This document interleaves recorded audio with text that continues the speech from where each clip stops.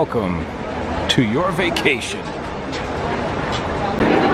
You wonder why the lines get so long taking transportation.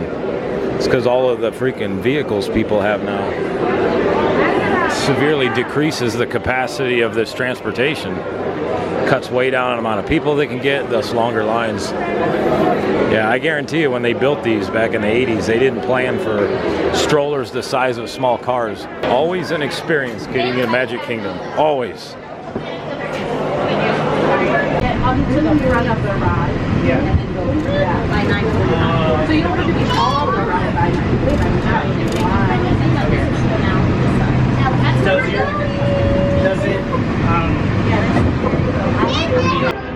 What is up, everybody? Welcome to Main Street Fire Rescue. It's Matt, and I'm back to bring a little bit of that masculinity back into the Disney and theme park vlogging space. I'm at Magic Kingdom today because I finally have been working on some things, putting some data together. We're going to do the vlog I've been wanting to do for a while, but it's how in the Foxtrot uniform Charlie Kilo do people afford to come here at the current prices, plus everything else going on in the economy? It's a very good question. It's one that's not talked about much, because when people try to bring it up on various social media sites, man, the people come after them with the torches and pitchforks. It's a touchy subject. And my theory always has been, when somebody gets really angry about a certain subject, most of the time it's true. That's just how it goes. It's that initial, it's that natural human response to something that we know is true but we don't like, and we go ape shit crazy on it. So I'm gonna work my way into Magic Kingdom because this is the most popular of the 4 Disney theme parks, and then after that we're gonna park hop. So what I'm gonna do is I'm gonna show you all, once I get inside, what a one-day ticket costs today. Now we are in spring break season, so this is why I chose to do this, because this is when most people are traveling. Things are at their utmost expensive right now. Believe it or not, they're gonna get even more expensive in 2 weeks, but not by much. But everything is at a peak price now. Travel is insane, everything's crowded, and we're gonna show you what it takes to truly come here for this is one day. And what we can do is take this one day and multiply it. Now, there's certain things that will change it, like, you know, different packages, but I'm doing this as if people arrive here and they're like, you know what, we're in Orlando, let's take my family to the Magic Kingdom or any of the Disney parks. And I'm gonna do it as a park hopper as well, because we're gonna hop parks. And I'm gonna show you what it costs to eat, souvenirs, everything, and we're gonna put it all together, and I'm gonna show you truly what it costs, and then we're gonna talk about how is it that people are truly affording to come here. It's a good question. Let's get inside and let's do some research and have a fun day. Main Street Fire Rescue is now in service. Which is why when I started this channel, I told you all that we're gonna be doing, my intros are going to move, or the intros and the outros are going to change drastically as I try to figure out what fits me and my personality best. So anyway, I'm going to find a bench or somewhere to sit, and we're going to plan out our day. All right. So again, I hold an annual pass, but I'm going to pretend as if I don't today, and we're going to start keeping track of what just today would cost. And then, yeah, we'll try to figure out how the hell people are affording this. I think I have an idea, and I think you do too. But we'll get more on that later. The sights and sounds of Main Street, USA. You have the beautiful music that plays as you walk towards Cinderella Castle. Kids screaming, people fighting, people losing their shit, saying they never want to see each other again. This is the worst vacation ever. How can I be so stressed? Yeah, it's a good time. And for most people, it's only hour 1 of day 1. We're gonna do some eating and talking here. Sleepy Hollow, start the day. People, mobile order. Don't do this to yourself. Look at that line. We're gonna go pick our order up at window number 1, right through here. Look at this. Voila. All right, y'all, we're gonna get started with this project. I'm gonna eat breakfast and well, it's a late breakfast. I had some stuff to do this morning, but once again, not gonna show myself eating, okay? But this is what we're having this late morning here. Got some it's a lukewarm caffeinated beverage. Just kidding. Got some coffee, Joffrey's coffee, and the main staple of Sleepy Hollow, which is this fruit Nutella waffle thing. The one thing I'll never understand though is that seems to be like the big thing now. People eating on camera. I can't get past that one. Like they'll take this huge bite, food falling off their mouth, everything else, and then while they're chewing with everything coming out, they'll take whatever they're eating and flip it around and show people the inside of it. Like, okay, what does that do? Again, no offense to people that do that, but it's weird to me. I don't understand. It just seems odd. Yeah, there's one thing when you watch food shows like Hell's Kitchen, MasterChef, those things, obviously they're eating on camera, but they do it in a way that's very clean. Some of these theme park vloggers that shove food down their gullet, it's pretty disgusting the way they do it, and I don't get it, but hey, to each their own. So let's chat for a minute before I do anything. So yeah, some of the training I've been doing in the morning, we're doing something called pediatric mega codes.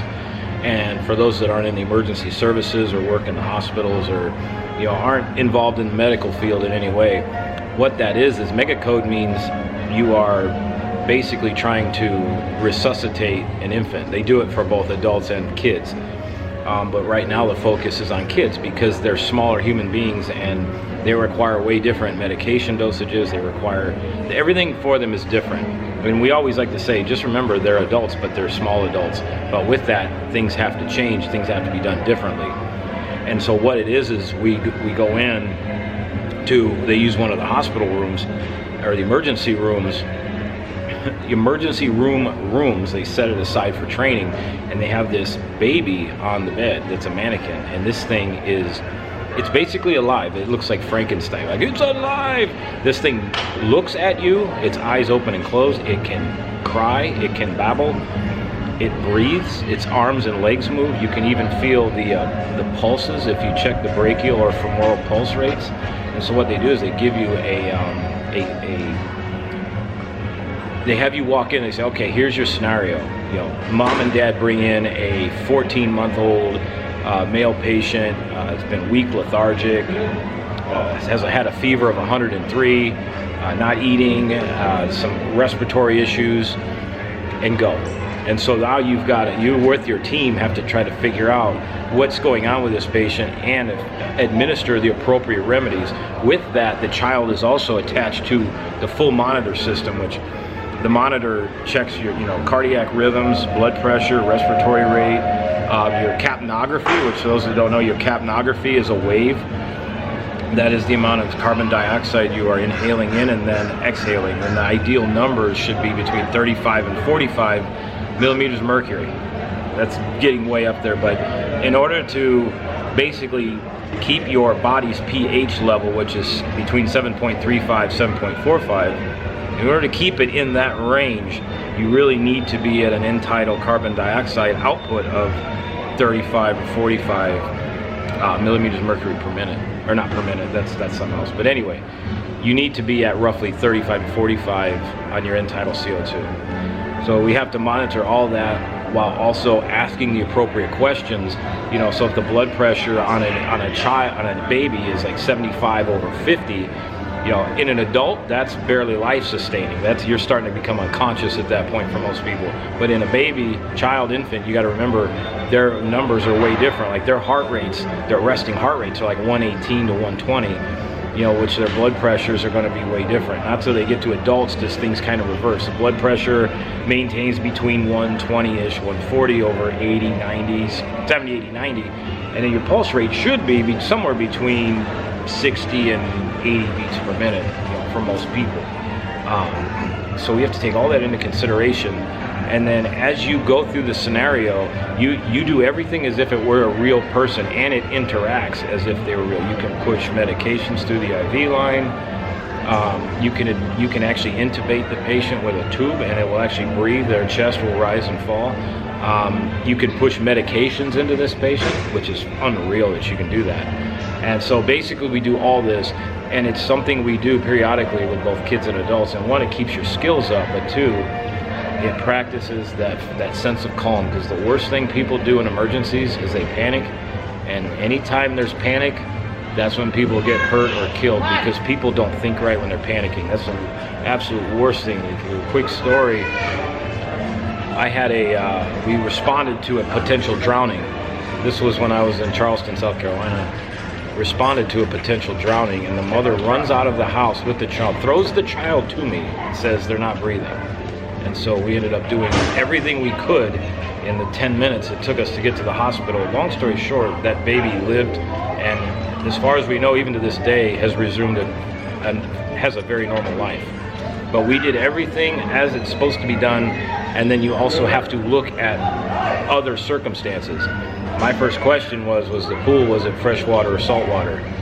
If you're saltwater, you have a much better chance of less effects later, because the salt forms a bond in the lungs that doesn't allow the water to seep out. It's a big difference. Saltwater, freshwater, two different things.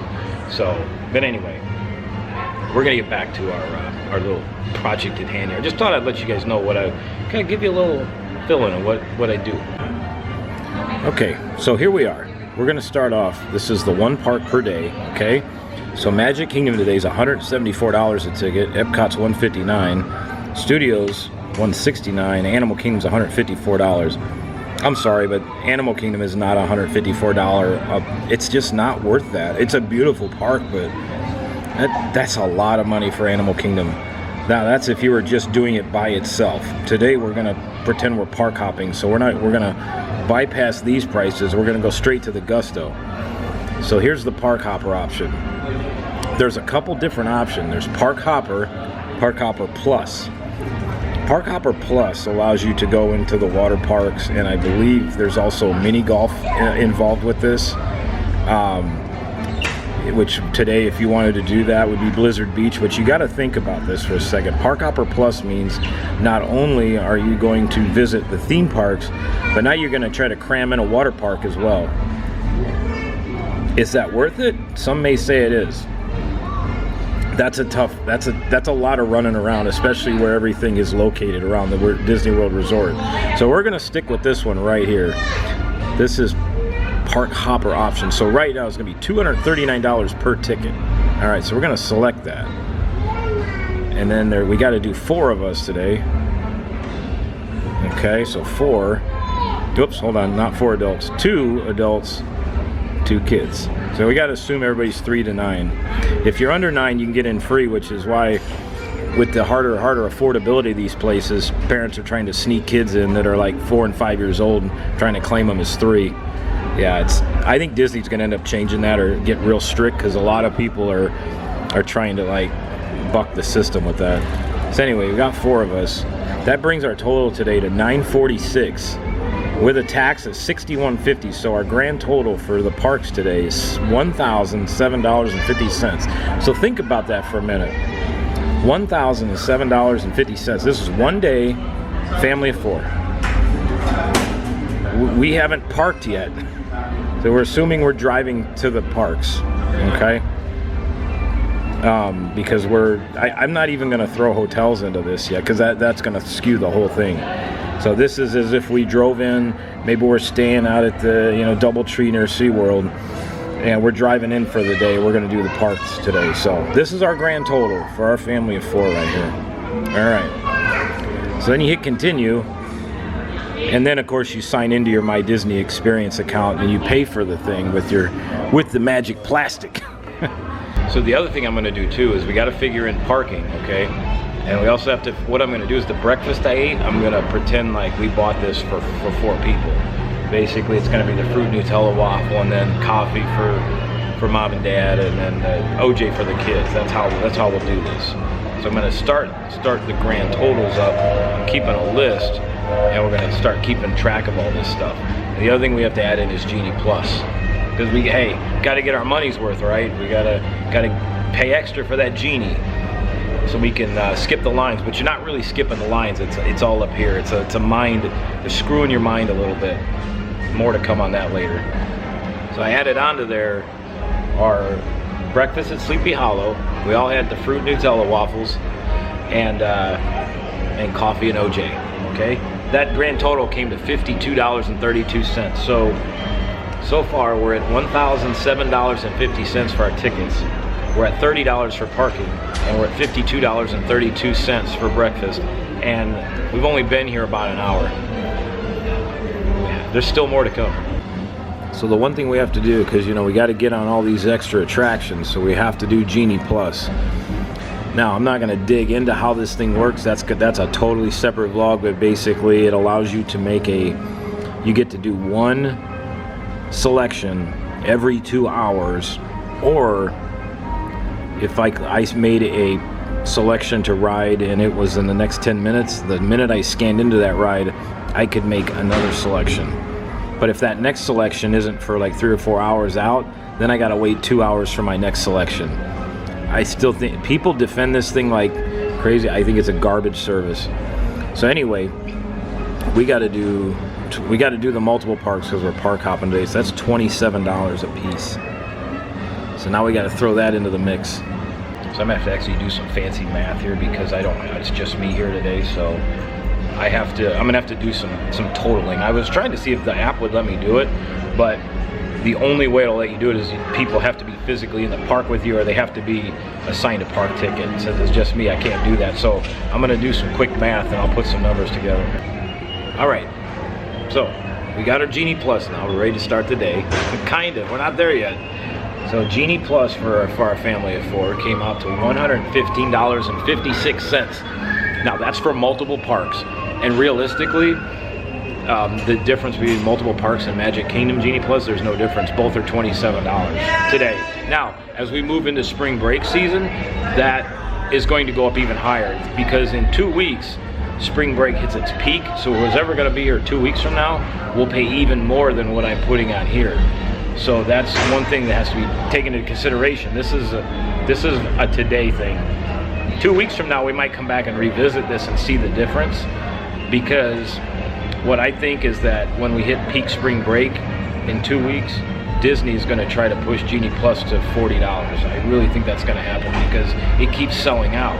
And, you know, when it keeps selling out, it's showing that there's a huge, huge demand for it. And so anytime there's a high demand and high crowds, high everything, hey, they're going to push people to their max and see what they're willing to shell out for these, you know, skip the line on certain attractions. Now, one important note to remember is on slower days, when I say slower days, I mean like days where it's not assholes to elbows everywhere, you can do on average between 5 and 8 rides, maybe more with Genie Plus. There's a few days, if you do it right, you can do 12 or more. But when it gets ultra packed, 2 to 5 is about the max you're gonna get. And it's because Genie Plus sells out and the rides book up very fast. So people, even though you have this service, if the ride is already booked for the day, you're out of luck. You can't ride that ride through Genie. You're just gonna have to wait in the standby line, which for the most part, if that ride is sold out for the day, chances are that standby is gonna be like 120 minutes plus. So it doesn't mean you can't ride it. It just means you're not gonna be able to schedule a time to skip. I don't even like saying skip the lines because you're not really skipping the lines. The Lightning Lane or Genie Plus is just a fraction of what the overall wait time is. So if the wait time is 120 minutes, then the Genie Plus or Lightning Lane line is going to be about 20-25 minutes on average. Basically, it's the new standby line, and then the standby line is the standby to the standby. Got it? But we're not done quite yet because we're here for today and today only. So we have to ride that big bad Tron ride that everybody talks about. However,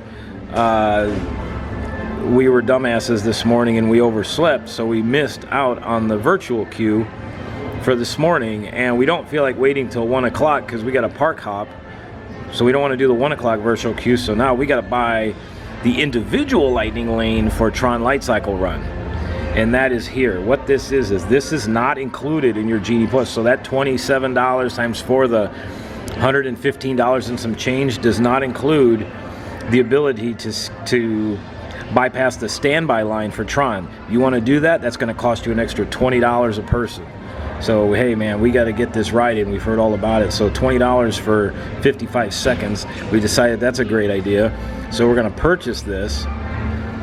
I'm gonna have to do some math again because I can't confirm my party because there's not four of us here. It's just me right now. So I'm going to do some math and I'll get right back to y'all. All right, so we're officially ready to start our day. And after being in the park, we've spent $1,290.98. I'll repeat that, $1,290.98. That's within the first hour of being here. And we still got the full day yet. We got to still figure out how we're going to do lunch and dinner and any souvenirs or anything else we may want to buy. So we're going to watch this number grow and see where we finish the day. Also, when we're done, we're going to talk about the total, and I'm going to read some things off of Facebook through the Walt Disney World Tips and Tricks page, which again, if you read that, that's like any comedian could use that page and you got solid gold for it's endless what's on there. But the topic keeps getting brought up about how people afford these trips, and the numbers people throw out are absolutely astronomical, and some people that have never been don't understand how it can be so high. Well, that's why I'm doing this. And then I'm going to, the question is asked, how do people afford this? I'm going to read what people are doing to actually try, what they're actually doing to try to afford these vacations, all the way up to and including remortgaging their homes, which is please don't do that.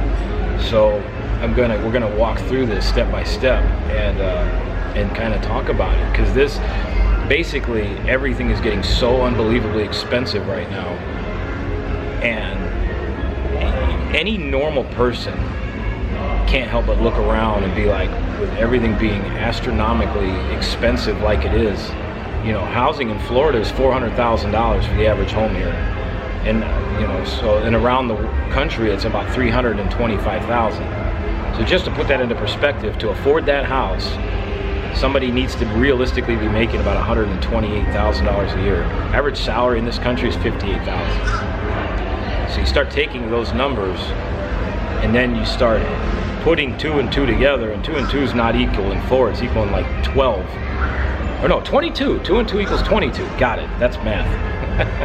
So anyway, we're going to talk about this when it's over, and I'm going to try not to get too long-winded on this vlog, but if it does, my apologies. But there's going to be a lot of good information, a lot of good discussion in this.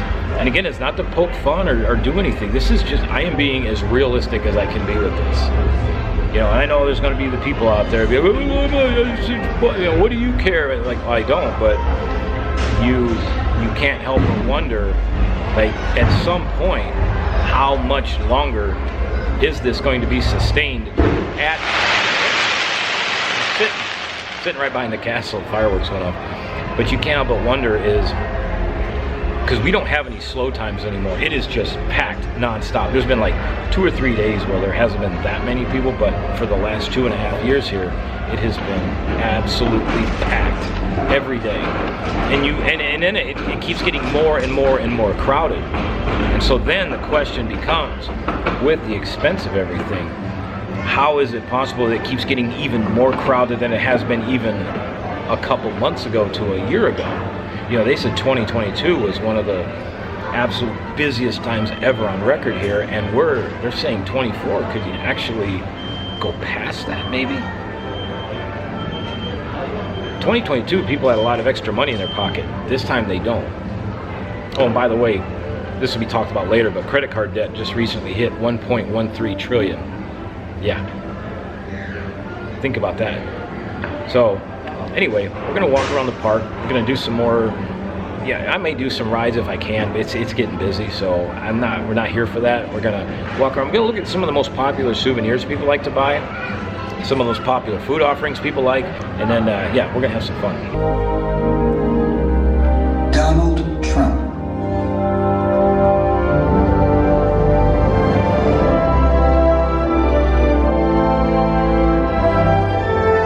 A new idea our presidents have turned into a great American idea again and again. Oh, the country bears are out. You watch my vlogs. Watch them in moderation, please. Don't make this your whole day. Coming out of the construction area here, made a stop in the bathroom over there, and That's not, I tell that to tell a story of what happened over there. Inside of the men's room, there's a young man, about 11, no parents in sight, laying on the floor of the bathroom with his phone plugged into his charger, which is plugged into a wall outlet in the bathroom. This kid's laying on the floor like it was his own house and just hooting and hollering at everything he was watching. There's no parent anywhere. Now, if you can remember, just about 2 vlogs ago, I did a vlog on this. Security came, booted him out, but never asked where parents were, nothing. The kid is now wandering around this area. He actually went up to one of the penny press machines, tried to unplug it so he could plug his phone in. Whiskey Tango Foxtrot is going on. Where are the parents? And like, clearly there's some signs of, not to prejudge, but clearly there's some signs of mental illness going on here. Why is a child like that just being allowed to roam around unsupervised?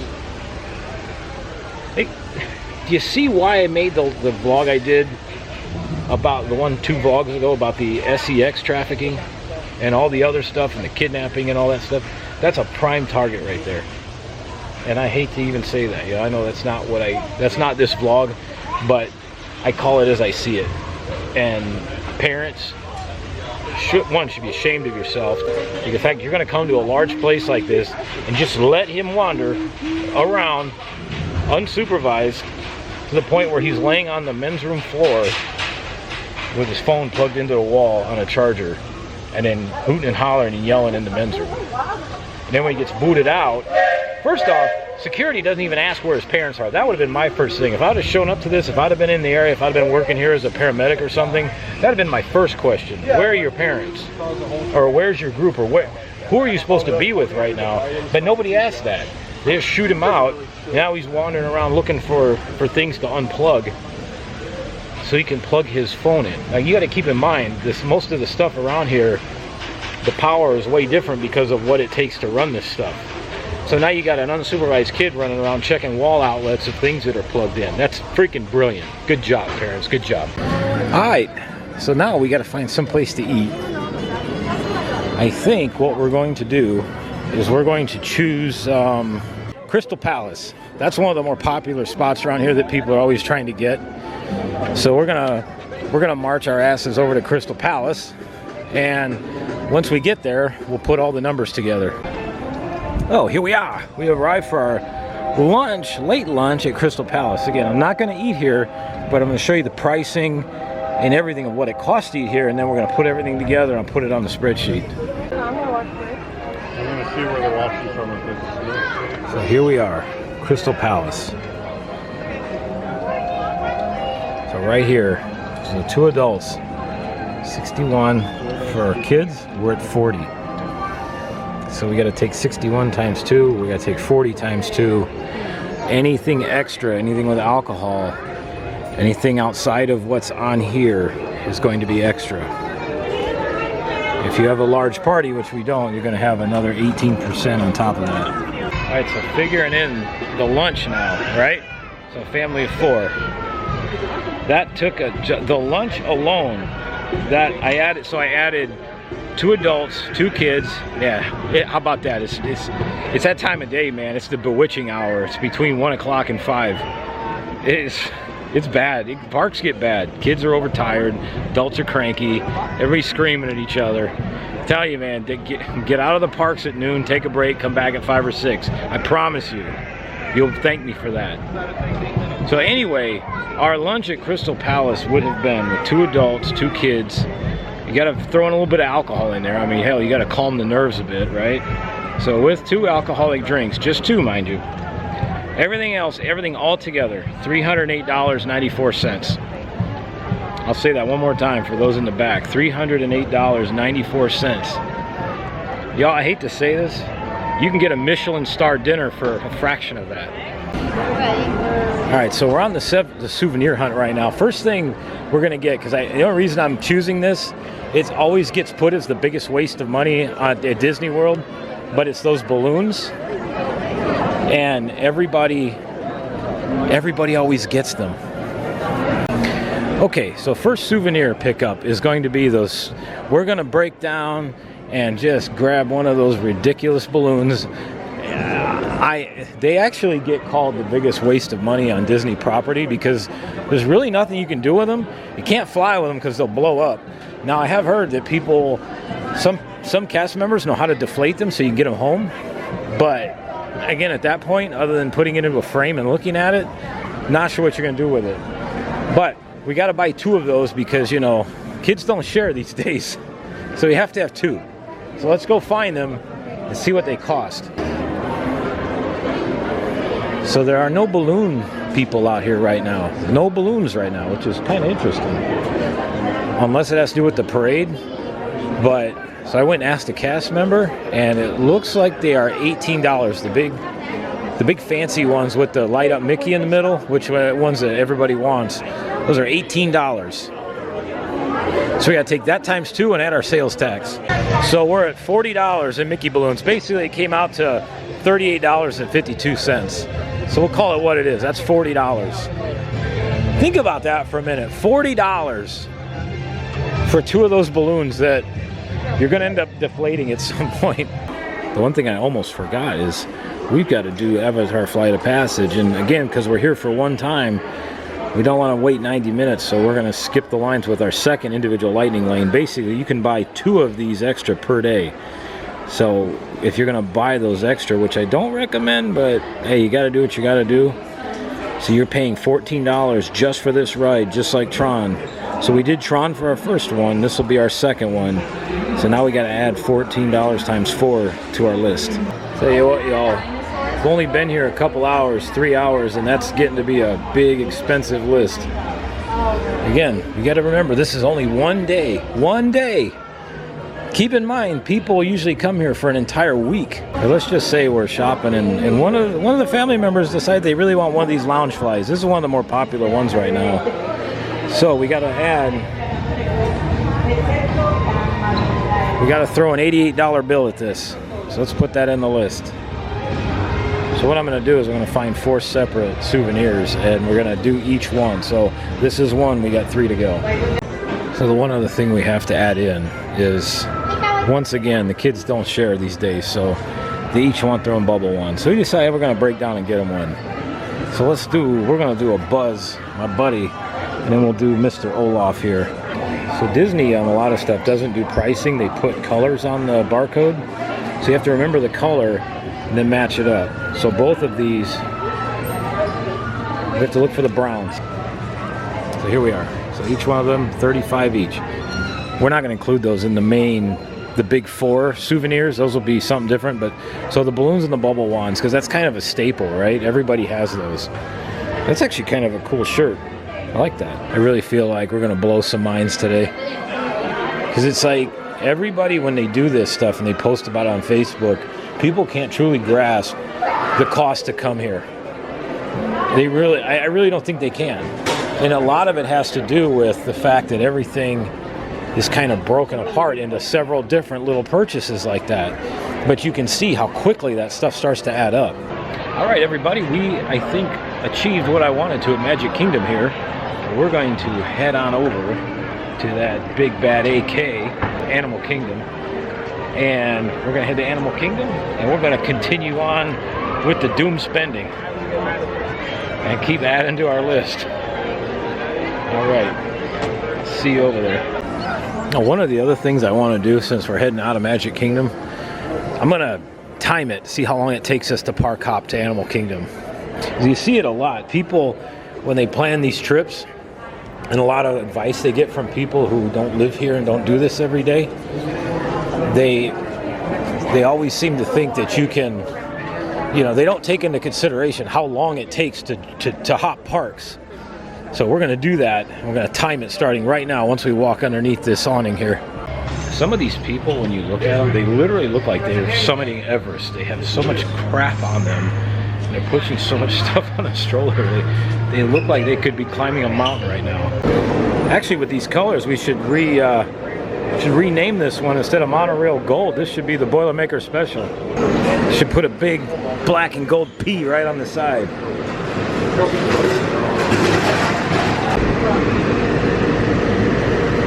stand clear of the door. Por favor, manténganse alejados de las puertas. So, quick time update. We're almost closing in on the 6-minute mark here. Hell yeah, we're racing the train here.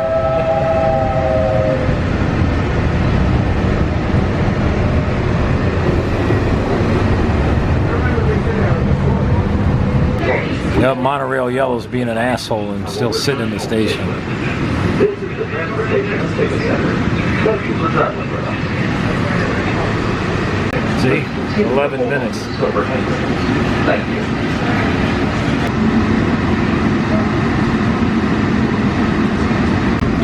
Actually, this is, even though this is throwing a wrench into what I wanted to do today, I'm kind of glad this is happening because this is truly going to show you what you get for your money here at Disney.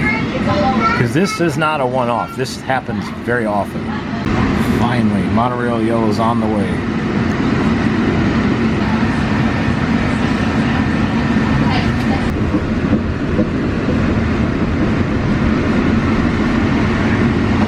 I just got in the car, so we're at 28. We're at it took a half an hour to do that. Keep in mind too, it's just me. we're not hauling a family. So I'm walking a little faster. So just take that into consideration.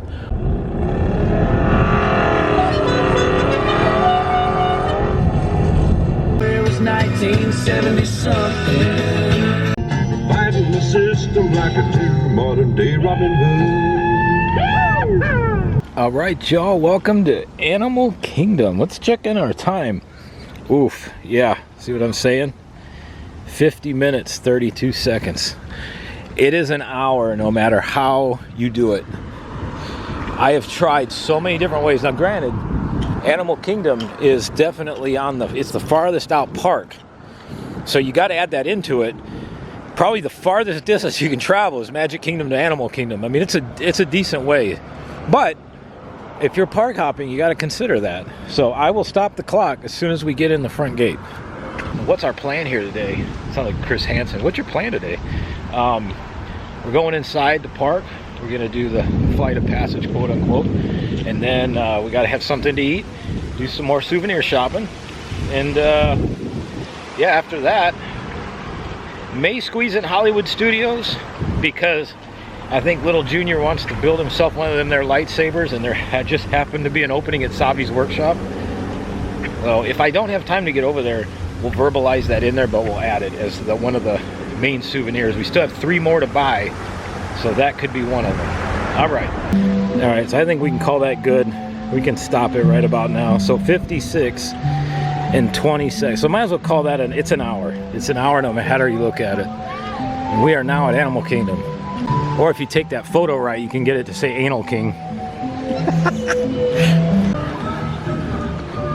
So I'm walking into Animal Kingdom. I will tell you this. If you can, go to Disney World and then go to Disneyland and tell me there's not a difference between the cast members. I'm going to tell you, Disneyland is, I've never seen old school Disney, but everybody says Disneyland is kind of how Disney World used to be. And yeah, Disneyland is impressive.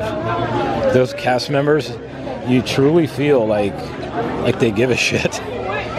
Like a lot of them here are they're just standing there, just stark look on their face. I've even seen some with phones in their, like cell phones in their hands. I mean when you're spending the kind of money we're tallying, that should not be a thing at all. All right, let's head on in here. Let's see if we can find another couple of souvenirs to complement our trip here. All right, this is pretty cool. Expedition Everest. All right, let's do this one. We rode Everest, had a fantastic time on it. Yeti Ski School on it. All right, there we go.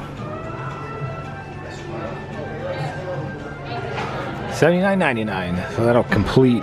All right, that'll get us to halfway on the souvenirs. So I got 2 to go. All right, offward and onward to Hollywood Studios. So what we're gonna do again, we're gonna start the clock for our park hopping again too, just to give you an idea Go from Animal Kingdom to Hollywood Studios. We're going to start right now. All right, here we are. It took us about, I'm at the 6-minute mark. So on our way to Studios, we'll check it when we get there. One other thing I need to add. The parking, it's $30 and that's all you pay. If I was here visiting, I wouldn't have to keep paying for parking. Once you pay, that gets you just show them your receipt and it gets you in through all the parking booths with no cost. So it's one time $30. You don't have to pay every time. Just wanted to clear that up. Welcome to Disney's MGM Hollywood Studios. We're actually not doing bad. It's a lot better than Magic Kingdom, but you got to think you don't have to go back to the Ticket Transportation Center. Big difference. So once again, I just missed the tram, so we're gonna walk because Hollywood Studios only has, they only have the 2 trams going. The next one is on the way, coming right down the line. So basically they gotta wait for them to unload and load. I promise you, check out that blue tram right there. I will get to the front long before that thing does. So we're just gonna walk. And again, just like Animal Kingdom, once we get through the front turnstiles, we'll stop the timer. I'm here at the tram drop-off, and the silver tram is here. Blue just got to where it was going, which is where I would have been. So yeah, walking saved a absolute ton of time. So here we are, Hollywood Studios. You're at 22 minutes, 30 seconds, roughly. Round it to a half hour. And before we go inside, I wanted to show you the ticket prices so you don't think I'm pulling anything over on anybody here.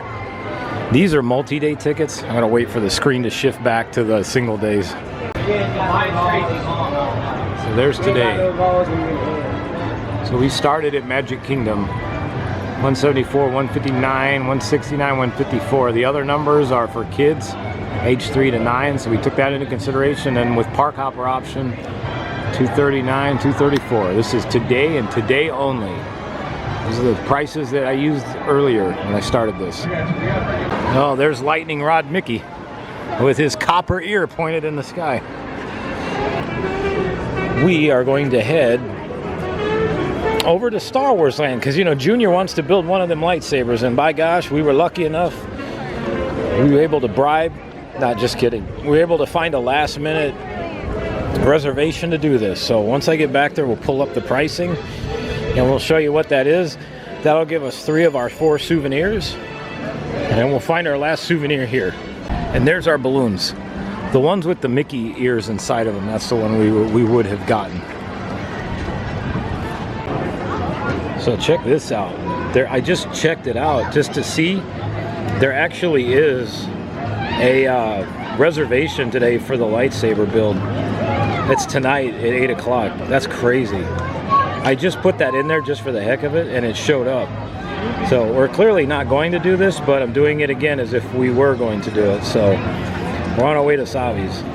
So the way you do this is you type in, and you have to go to My Disney Experience, and in the magnifying glass, type in Savi like that, and it pops up Savi's Workshop, hand-built lightsabers, and you click that, and then it goes check availability.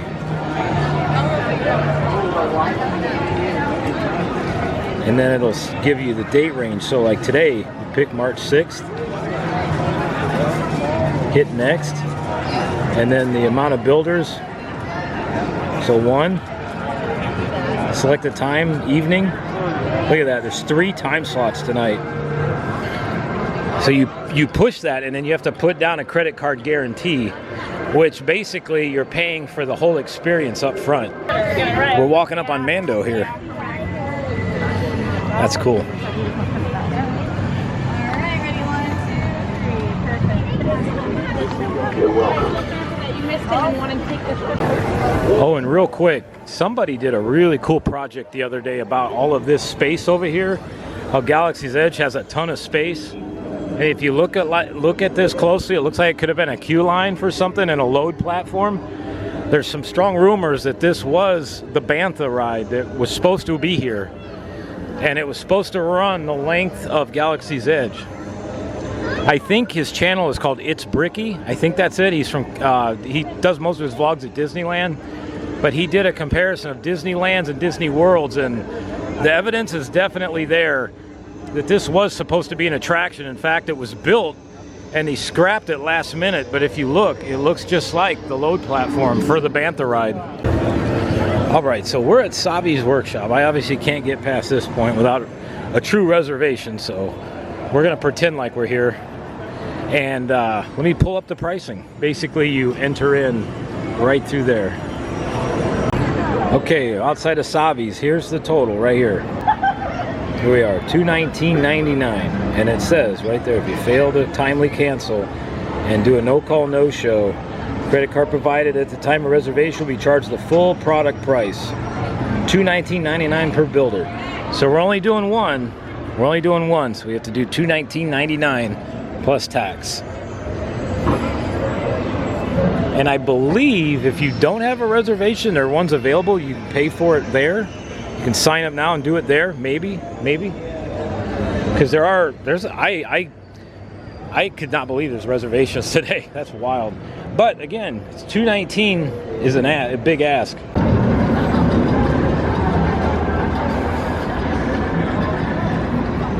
It's the fastest hunk of junk in the galaxy. Here we go.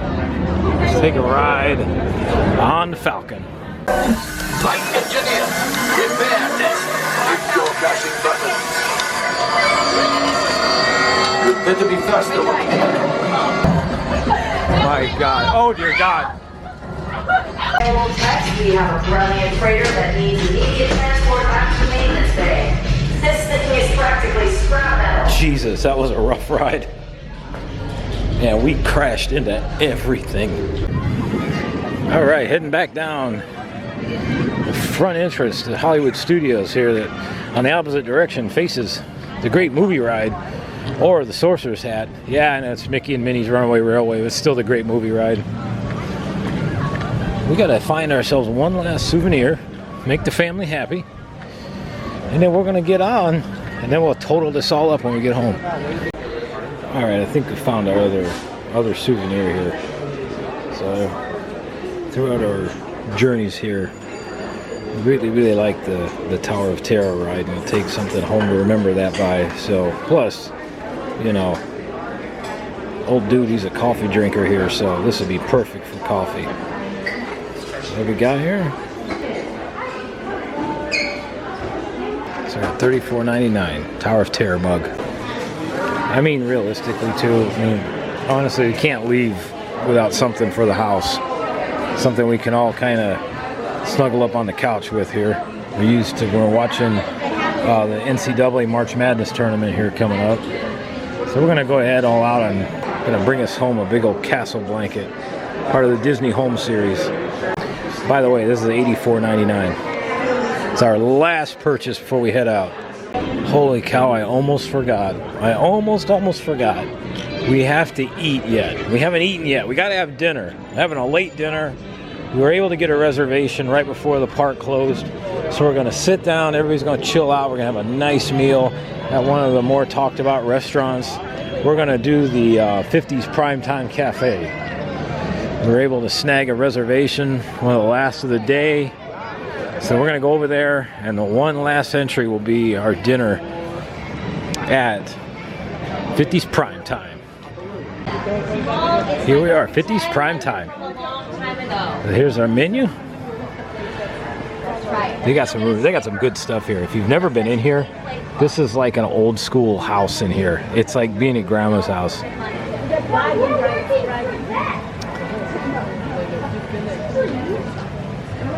All right, we gotta sit down and get some prices here. All right, so I found the menu here. So what we're gonna do is most of these entrees is about $24 to $26. So there's a few that's in the 30s, but we'll use an average of, let's say $25 is the average, because some more, some less. So we'll do $25 per person, and that'll kind of add in if we do any desserts or anything like that. And then we got to add in some drinks, because hey man, mom and dad are exhausted. They need some alcohol to wind down the nerves a little bit. Screaming kids, screaming people. You know how it goes. It's Disney. Let's put all this together here. To keep it somewhat simple, we kept it at that, and we added another $40 for alcohol. And then you got to throw in the tip. So the total came out to be right around $170. $170. I like to celebrate you today pin. That's the narcissism pin. Doctor's Day. That's a cool pin. I like that one. I'm gonna guess and go out on a limb. This is St. Patrick's Day this year. Well, that was fun. That was an awesome time doing that. Very curious to see the numbers we're gonna come up with when we get home. And then we'll sit down and we'll talk about it. Talk about how this is done. Like, it's crazy, especially when you think about it. Like I said, we're only doing this with 4, okay? You walk around here, there's some families here that have like 20 people in their party with them. Now, granted, I'm sure people split the cost up, but that's a monstrous chunk of change. And then what we'll do is we'll put down on paper everything like daily costs, like just everyday stuff, and then throw this in there and see how this all works together and try to figure out if we're not teetering on the brink of a depression. I will say this, when you actually go through and you start tallying numbers, it's very eye-opening.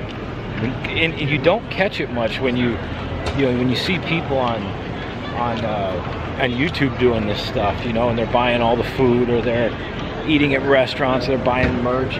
You don't see it because it's not physically in front of you. You just see them doing it. And the other thing is when you spread it out, it seems different because it's $35 here, it's another $15 there. And that shit adds up big time. So I'll tell you, we're gonna have a big number. The other, we didn't get any snacks either. I didn't add any snacks in there. I might do that. We might throw a snack or 2 in there. We forgot the holy grail of snacks, which is the Mickey bars. We can get any Mickey bars. Kids are gonna be pissed. They're gonna grow up, lives are gonna be all screwed up because they didn't have a Mickey bar. Damn it. All right, everybody, we will see you back at the homestead. This is pretty neat how they did this tramway here. It's Hollywood Studios. If you've ever been to Southern California, this is exactly how it looks. They have these super tall palm trees like this, and they pretty much line every road. But Hollywood Boulevard, and then there's another one, Slauson Avenue. Very famous for this, especially Slauson Avenue. It's got these towering palm trees, and they just line it for miles. There you go, sign of the economy. What could possibly go wrong there? Yeah, no money down on a $400,000 house. Perfect. Well, back at home again. That was fun. That was really fun. Did 3 parks today, which not too bad. Even kind of timed them out right to see what it would take to get in between parks. One thing as I said, one thing to remember, Magic Kingdom to any other park, or any other park to Magic Kingdom, you got to give yourself at least an hour. The only time that changes, maybe, and I mean maybe with a capital M, is if you're using Disney transportation like the buses and that, because they'll drop you off up front there right by the park. So that does change things a bit. But for everybody else that's driving, it's going to be every bit of an hour. And you got to think, especially if you have people with you, it's going to be a little slower automatically. Real quick, I got a buddy with me here. This is Maverick. He's just stopped by to say hi real fast. Thought I'd introduce him to everybody. He's a little ornery kitty cat here. He's a Russian blue, actually. Was able to adopt him from the animal shelter. We adopted him last year, right before Christmas time in 2022. So he's been a lot of fun. He's very affectionate. One thing about Russian blues are they form a big time attachment to their owners, and they like to cuddle, they like to snuggle, they like to give affection. They're all kinds of good stuff. So thought I'd bring him up here and introduce him to everybody. You'll see him off and on throughout all my vlogs, especially when I'm at home. And I think he needs a little brother though. I really do. Don't you, buddy? All right, buddy, say goodbye. All right, Mavi, go ahead. All right, so some numbers, huh? Let's talk some numbers. Let's get the sheet out here. So what I did, I put everything together. It's kind of right here on the screen. So everything is right there, and it's all on a list. So what we're gonna do is I'm gonna get a piece of paper here, and we're gonna go through, write all this stuff down, and then tally it up, see what we come up with. Okay, so we transferred everything here to the paper, but just to recap, all right? We started off the day with parking of $30, the tickets to enter the park. Remember, we did the park hopper, $1,007.50. The breakfast at Sleepy Hollow for the fruit and Nutella waffle and coffee and OJ, $52.32. Genie Plus for the day, $115.56. Tron Light Cycle Run Lightning Lane, individual Lightning Lane, $85.60. Lunch at Crystal Palace at the Magic Kingdom. Grand total, $308.94. That includes tax, tip, and everything. Mickey balloons, 2 of those, $38.52. Individual Lightning Lane for Avatar Flight of Passage at Animal Kingdom, $59.92. Gotta ride Flight of Passage. Souvenir Loungefly backpack, the Walt Disney World Loungefly, $94.16. Bubble wands, Buzz Lightyear and Olaf, 2 of them, $35 each, $74.90. Keep in mind, all of these are with tax. This is tax included, so I want to make sure we get that clear, that this is not non-tax. This is all tax included. So when I total this up, that's taxes and everything. Expedition Everest Spirit jersey, $85.58. Savi's Workshop lightsaber build at Hollywood Studios, $235.38. Tower of Terror coffee mug, $37.44. Disney Parks Home Cinderella's Castle Throw, Disney Parks Home Collection, Cinderella's Castle Throw blanket, $90.93. And lastly, dinner at 50's Primetime Cafe, $170 total. All right, we got the grand total. You ready for this? $2,486.75. Yeah, how about that, huh? Just to recap, one day at the Disney parks. That's one day. That's leaving out the cost of the hotel. That's leaving out you're traveling to and from. We're going to assume that these people live out of state. Yeah, I mean, they're not Floridians, they're not locals. So this is getting there and from, whether you're driving or flying. You know, we're leaving out all of the other meals in between. You know, and also, like I said, leaving Hollywood Studios, it's always skipped my mind, but we forgot the Mickey bars and all that stuff and the snacks, which the way I see it is some of this stuff, maybe you switch it out a little bit so it all ends up the same. But think about that for a minute. That's one day. One day. And it's really, it blows your mind when you see it on paper and you see the numbers in front of you. And then you see how extremely crowded the parks are, and they get more and more and more crowded every day. And just when you think, like, how much, and you hear it all over the place, people like, how much more can people afford? And it keeps going. And you got to figure, most people are spending that level of money daily. Now, granted, there is a difference in 7-day tickets, you know, whatever. It does change, but it isn't by a whole lot. It's a couple $100 here and there. It's really, once you go over, I think it's 4 days, the difference between the 4 or 5 day ticket to day, I think it goes all the way out to 8 or 9 days. It is like a $200 or $300 difference. So, but you got to consider the sheer level of money that it takes to do this. Now, you could argue, you could say, yeah, we're going to bring our own food, we're going to eat, you know, we're going to do this on a budget. So take everything else out of the equation, the food, the souvenirs, all that other stuff, but you still got to park, you got to get your tickets, and then you've got the Genie Plus. And then if you want to ride, you know, these specialty rides and you don't want to do the standby or the virtual queue, you got to pay to play. That's how it's designed. So even still though, $1,007 plus $115.56 plus another $85, plus what was that, $59.92, you know, you're still staring a $1,300, $1,200 or $1,300 bill right in the face. And that's, like I said, that's a day. That's one. And for a family of 4. I think the most eye-opening part of this was that Crystal Palace lunch. $308.94.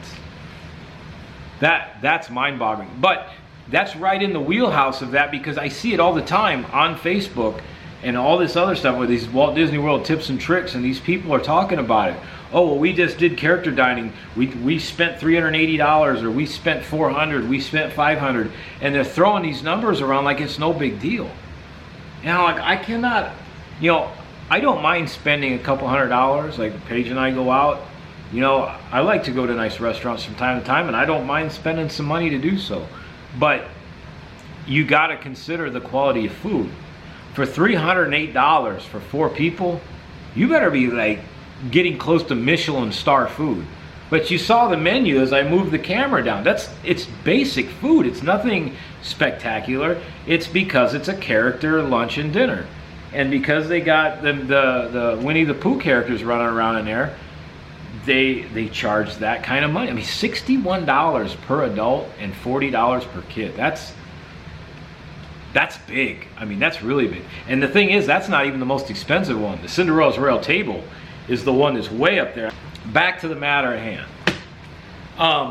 Now we're gonna throw in some other things. I'm gonna stop the camera. I'm gonna put some other things in, and we're gonna see how this is being done. Okay, you ready for some real numbers? I got my scratch pads here. This is like what my paperwork looks like when I'm doing medical calculations and all that for medicines.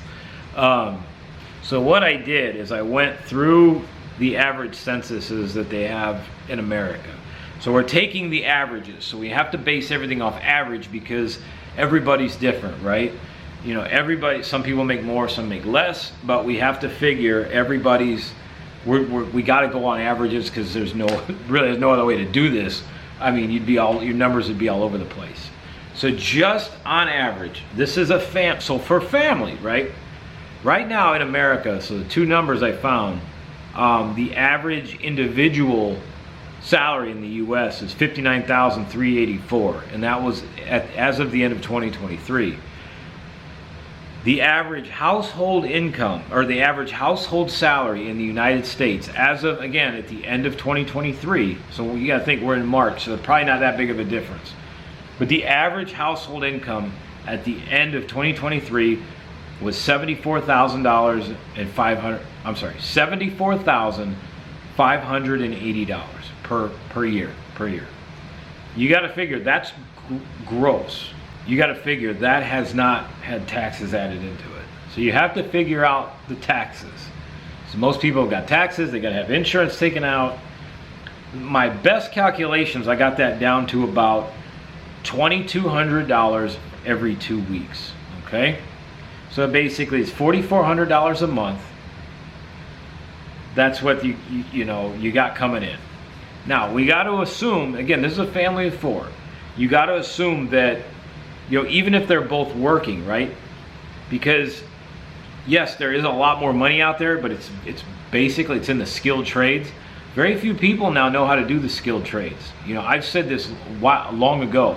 If you're going to do, even these YouTubers that are out there, go learn a skill, because I'm telling you, in the coming years, probably in less than 5, the skilled trades are going to be the new 1% in America.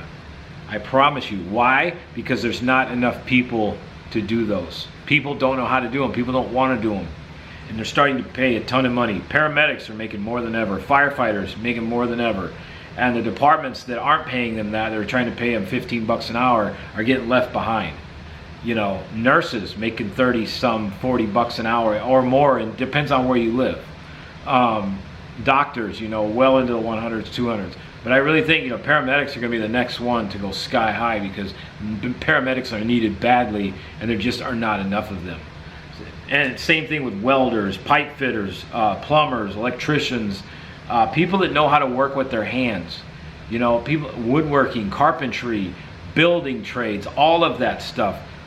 Mechanics, learn how to do something. I'm telling you, because If you've thrown all of your stock into YouTube and that, you know, like I've heard it say it before, all hail Google. I think Jack Morgan, RLP, said that. It cracked me up. But if you're putting all of your stock into YouTube, great, and I'm sure they're paying you well, but if YouTube ever goes away, like one day to the next, they just said, yep, YouTube's gone, what are you gonna do? You have no skills, you haven't been working in years. You know, that's what you really got to think of. Take advantage of the extra money that you're making, or most of you, I'm sure, are doing pretty well. Take advantage and take classes and go learn how to do something as a backup just in case. I promise you, you will thank yourself for it. We need skills in this country. We don't have enough of them because it's sure not being taught to Gen Z. They're just not. They don't know how to do anything. You know, all they know how to do is stare at screens. And Gen Alpha is going to be even worse. So these are going to be big things. Get skills. So the other things I found were, let's see. The average car payment in America for new is $738. The hell, man, what are people do? $738, and it may go up even more. This again was based in 2023. The average used car payment's $532. So what I did is I took that and did the average on them, which got me a $635 payment. Now I know of the 738s and the 532s, there's like 20% of people are having payments over $1,000. So you got to start, you know, that's a whole nother thing. And then so we're going to use 635 right now. And then your monthly rent or mortgage, your monthly rent is on average of $2,000 a month, and in the average mortgage, the average is $2,700. Now you got to assume that insurance and all that's wrapped up in that $2,700. But now you got to figure things like car insurance, which is $180. You know, I can't even begin to dig into the cell phone bills, groceries, all that other stuff. We just trying to keep the major stuff. So all of that together, you know, it's mind-boggling. Hold on, I got to do something here. I forgot a number because we got more than one car. Forgot about that. So I redid my calculations here, okay? I forgot that second car payment because you got to figure most families have got two car payments. Very few people have their cars paid off. That was another statistic I found. 8 out of every vehicles in the U.S., 8 out of every 10 vehicles in the U.S. have a loan on them. It's crazy, man. So you got to do 635 times 2 now, which that gives us our new grand total. So keep in mind, this is just the rent or the mortgage, okay? And because the rent is about $2,000 and the mortgage, the average is $2,700, I averaged those together as well, which came to right about $2,350. So we use $2,350, and then the car payments, and then I you know, the insurance, which, you know, $180 a month. I know it's probably going to be more than that, but just for sake of numbers, I threw that in there. And that's car insurance. That's not homeowners. That's car insurance. It's probably more actually with 2 cars because I was thinking of like 1 car, but we'll leave it at 180 just for the humor of that. So when you take just those things, we're not talking cell phone bills, we're not talking groceries, we're not talking any extra expenditures, certainly not this Disney vacation. We're not, you know, this is stripped down. This is basic, right? Out of $4,400 a month, just those items alone come to $3,800. Oh, the other thing I forgot to add, we're not going to even put in there credit cards. We got to figure credit card payments. You know, the new figure came out recently. The new U.S. credit card debt. I'm sorry, we should be ashamed of this. $1.14 trillion is our new credit card debt. Congratulations. Brilliant.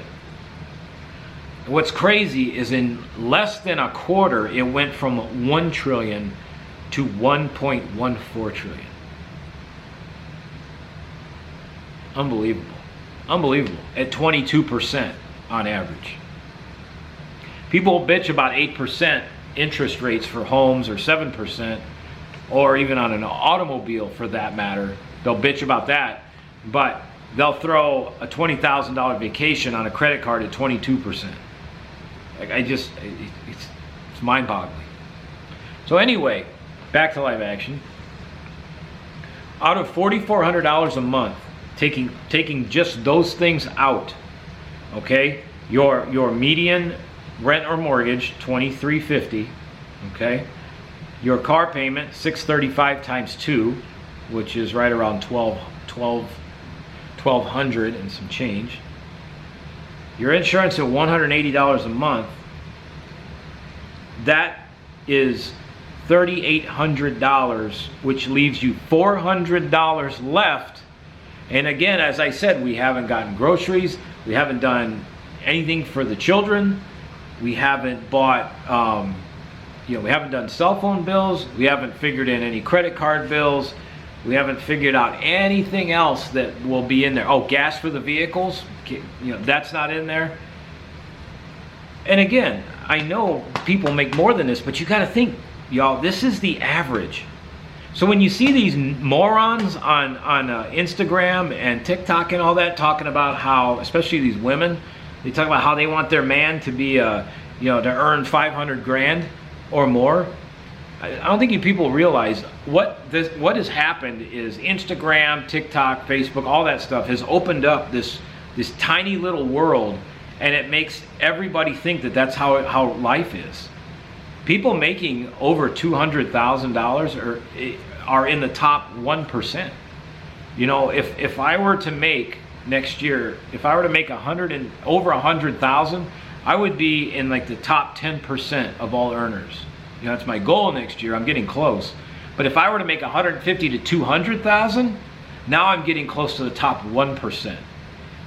You make 500,000 or more, you get into the billionaire status, you're in the top 0.001%, which is a very minute group. It just shows you realistically how low the earnings are in this country when all you got to do is make 100 grand a year, and that puts you in the top almost 10% of all earners in the country.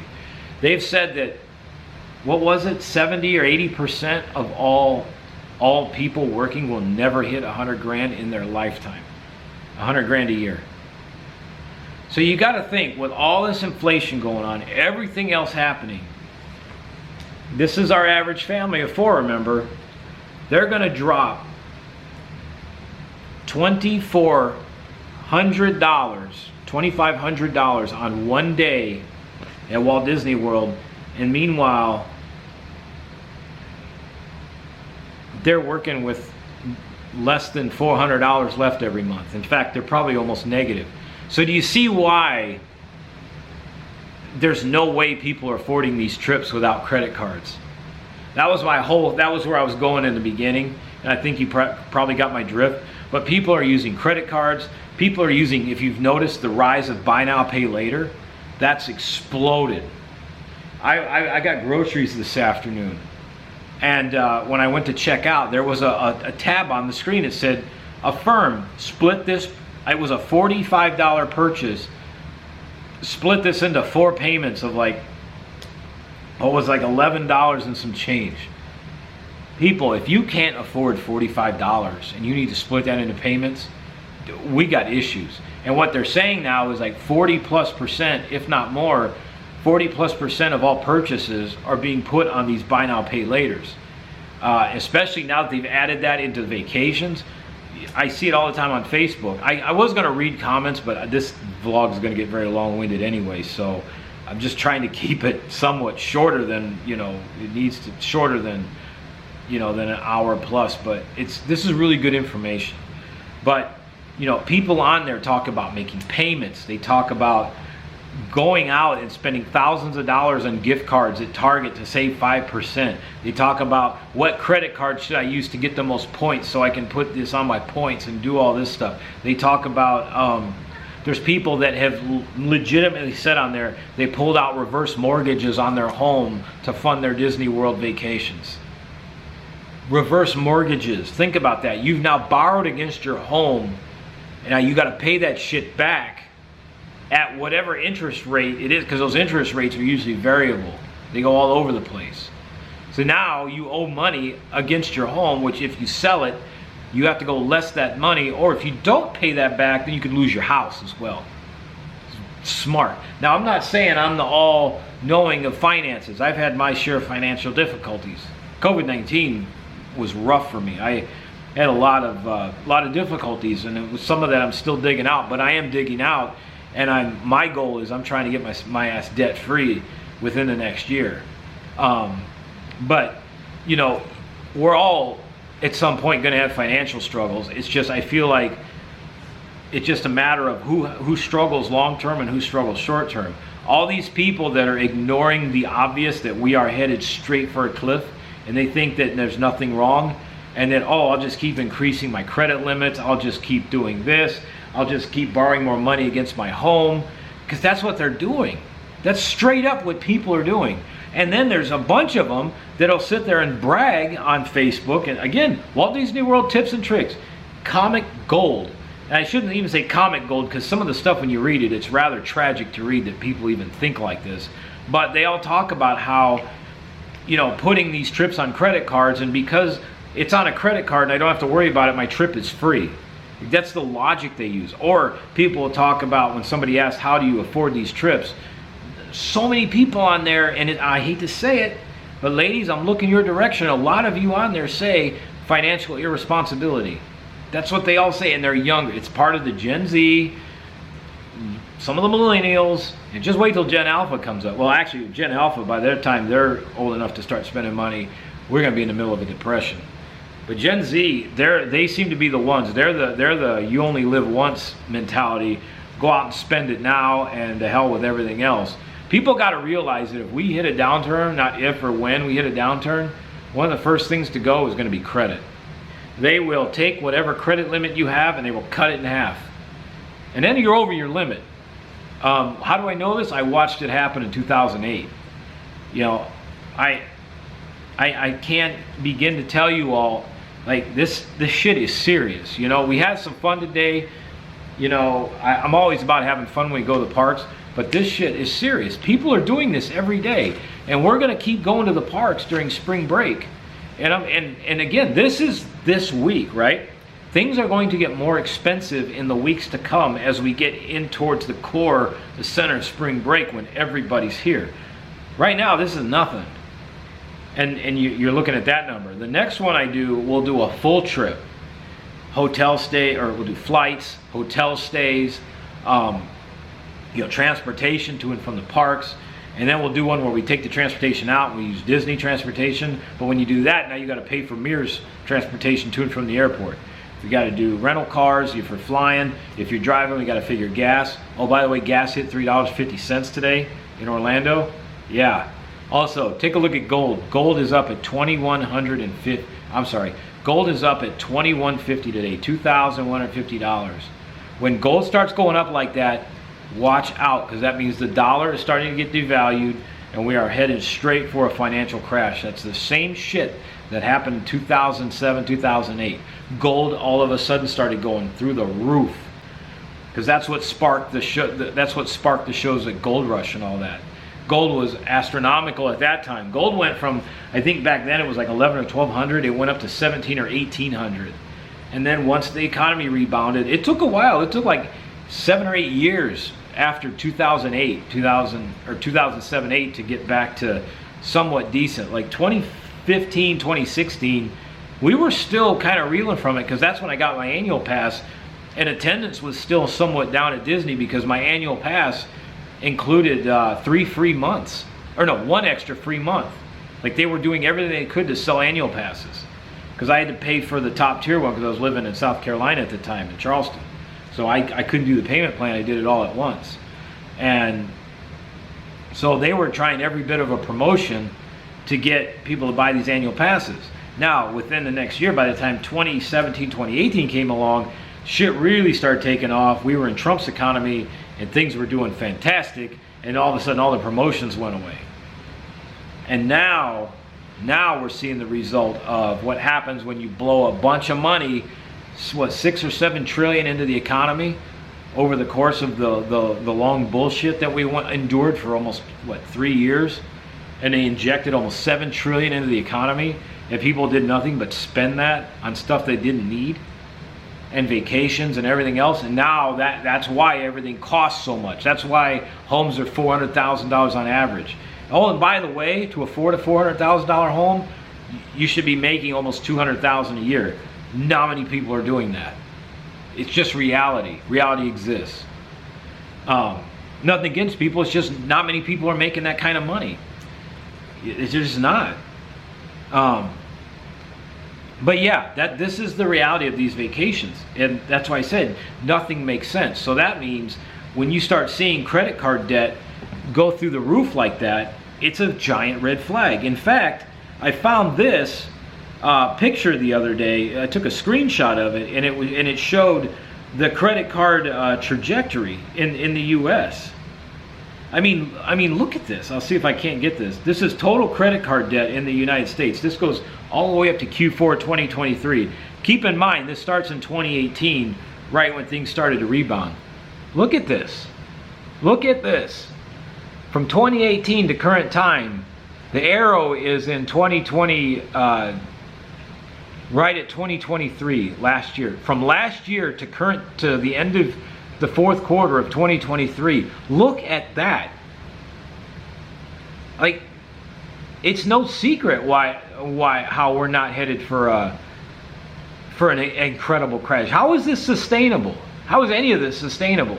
I had to change the lighting around a little bit. It's getting freaking dark out, like it's gonna storm or something. It wasn't supposed to, but it's sure looking like it is. I'm sitting here filming it, and I thought, it's freaking getting dark in here because the camera's starting to have trouble focusing, so I had to turn some lights on. But anyway, you start wondering when you start seeing that, like, how does this end, and when do things reset? You know, everybody's like, oh, there isn't gonna be a crash. How is there not going to be? How is it possible that homes can continue to be upwards of 400,000? How is it that average new cars, almost 50 grand with a $740 a month payment? You know, and then you got to throw 200 plus insurance on that, and then your fuel. That's over $1,000 a month to drive a car. You know, so now you're talking between your home and just your car, you're at $3 grand a month. Most people are making $4 grand on average. This is not going to work much longer. It really is not. Like, people have got to be stretched so wire thin or paper thin that's not even funny. So, you know, and I don't want to see an economic destruction, crash, whatever it's going to be, but something has got to give. Something has to bring things back down to normal. And if you look through history, right before the Great Depression, everything was exactly as it is right now. Everything was astronomically expensive. Things were all over the place. People were going, how the hell is this possible? How is this happening? How is that happening? How are people spending all this money? And then, boom, the bottom fell out. And what happened, though, is it brought everything way back down, and it reset the whole thing again, and people could start actually making a living. There is no rhyme or reason in any healthy economy that if you're bringing home $4 grand a month that you should be struggling. That should not be a thing. $4,000 a month, you know, should be an income where if you're being responsible, you should be able to make a decent living. I get that inflation is normal. That's how economies grow, but at the rate it's growing right now is not sustainable. You know, and you got to think, for 2025, Disney increased prices again, and that's why I'm saying we're going to revisit this, because next in a week or two, Genie Plus is going to be almost $40 a day. I promise you. So we're going to do this all over again. But for this, I hope you got some good information out of this. Again, I enjoyed doing this. We had some laughs. We got serious. Let me know what you think. Are you also scratching your head about all this stuff? Or you just figure, it's all right, it's normal? Let me know in the comments. I look forward to engaging with you all and chatting about this. We're going to do a lot more with this on top of all the other theme park stuff. So we're gonna wrap that up. Again, I hope you all got something out of this. I will see you all again very soon. Main Street Fire Rescue, out of service. In the words of the late great Toby Keith, never apologize for being patriotic. Screw them. I'll see everybody.